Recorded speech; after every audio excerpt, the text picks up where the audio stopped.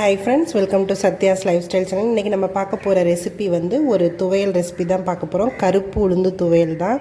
ரொம்ப ஆரோக்கியமான துவையல். இப்போ வந்து ஏதாவது பசங்க வந்து ஏஜ் அட்டன் பண்ணியிருக்காங்க, இல்லை இடுப்பு வலி, முழங்கால் வலி இந்த மாதிரி இருக்கும்போது இந்த துவையலை நம்ம வாரத்தில் 2 தடவையோ அல்லது 3 தடவையோ இந்த மாதிரி செஞ்சு எடுத்துக்கலாம். டேஸ்ட்டும் அல்டிமேட்டாக நல்லாயிருக்கும். சூப்பராக அட்டகாசமாக இருக்கும் இதோட டேஸ்ட்டு. கருப்பு உளுந்தை நம்ம சாப்பாட்டில் எப்படி வேணாலும் கன்சியூம் பண்ணலாம். களியாவோ இல்லை உளுந்து பாலாவோ இந்த மாதிரி கன்சியூம் பண்ணலாம். இந்த மாதிரி துவையலாகவும் நம்ம பண்ணி எடுத்துக்கலாம். வாரத்தில் 2 அல்லது 3 நாள் வந்து இந்த மாதிரி நம்ம பண்ணி எடுத்துக்கும் போது நல்லா ஹெல்த்தியாக இந்த கருப்பு உளுந்து வாசத்தோட இதோட டேஸ்ட் அவ்வளோ சூப்பராக இருக்கும். இதை எப்படி பண்ணலான்றதை பார்க்கலாம்.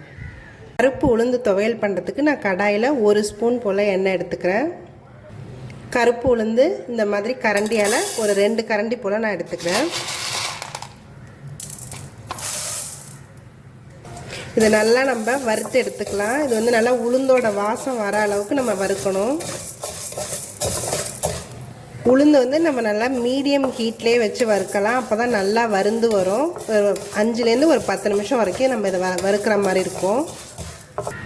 இது கூடவே ஒரு 2 பல் போல் பூண்டு சேர்த்துக்கிறேன். வரமிளகா ஒரு 5 நம்பர் போல் சேர்த்துக்கிறேன். இது உங்களோட காரத்துக்கு தகுந்தாப்படி நீங்கள் கூட்டியோ குறைச்சியோ சேர்த்துக்கலாம். இது எல்லாமே நல்லா சேர்த்து நம்ம வறுத்து எடுத்துக்கலாம்.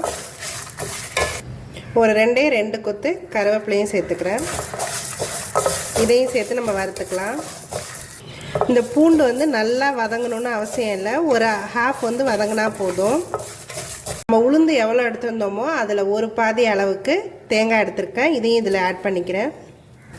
இதையும் சேர்த்து நம்ம நல்லா வதக்கி எடுத்துக்கலாம். தேங்காய் சேர்த்து ரொம்ப நேரம் வதக்கணும்னு அவசியம் இல்லை. ஒரு 2 நிமிஷம் போல் வதக்கிட்டு நம்ம நிறுத்திடலாம்.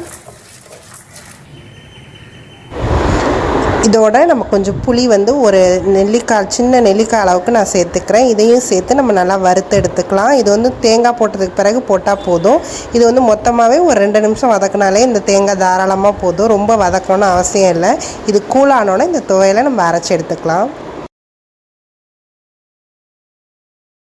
இந்த கருப்பு உளுந்து துவையல் ரெடி ஆகிடுச்சு. இது நல்லா தயிர் சாதம், ரச சாதம், அது மட்டும் இல்லாமல் நல்லா சுட சுட சாதத்தில் நல்லெண்ணெயோடு இதை சேர்த்து சாப்பிடும்போது டேஸ்ட் அல்டிமேட்டாக இருக்கும். இது நீங்களும் உங்கள் வீட்டில் ட்ரை பண்ணி பாருங்கள். என்னோடய வீடியோஸ் எல்லாத்தையும் பாருங்கள். மறக்காமல் எங்கள் சேனலை சப்ஸ்கிரைப் பண்ணுங்கள். தேங்க்யூ ஃபார் வாட்சிங்.